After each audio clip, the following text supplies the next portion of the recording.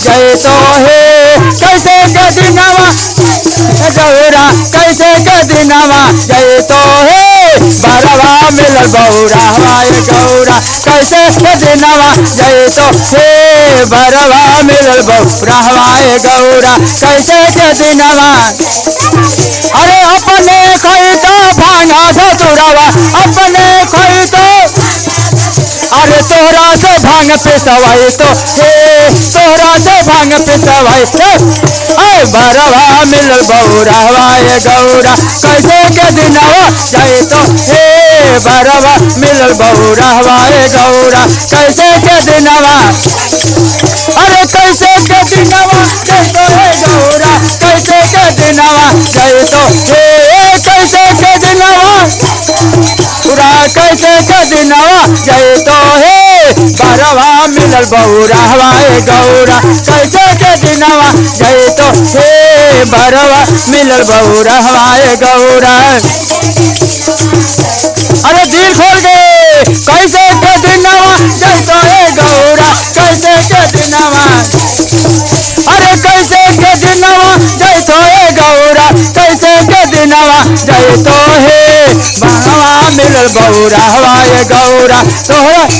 वहाँ जय तो हे बरवा मिलल बहुरा हवाए गौरा कैसे के अरे अपने चढ़ दो बसहा बैलवा अपने चढ़ दो बसहा बैल तोहरा के पैदल चले तो तोहरा के पैदल चल अरे अपने चढ़ दो बसहा बैलवा अपने चढ़ दो बसहा बैल तोहरा के पैदल चले तो हे तोहरा के पैदल हे बरवा मिलल बहुरा हवाए गौरा कैसे के दिनवा जय तो हे बरवा मिलल बहुरा हवाए गौरा जय तो हे बरवा मिलल बहुरा हवाए गौरा कैसे के दिनवा जय अरे कैसे के दिनवा जय तो हे गौरा कैसे के दिनवा जय तो हे कैसे के दिनवा जय तो हे गौरा कैसे के दिनवा बरवा मिलल बहुरा हवाए गौरा कैसे के दिनवा जय तो हे बरवा मिलल बहुरा हवाए गौरा अपने रह दो कैलाश पर्वत पर अपने कैलाश पर्वत पर तोहरा के डुगले मरैया हे तोहरा के डुगले मरैया अरे बरवा मिलल बहुरा हवाए गौरा कैसे के दिनवा जय तो हे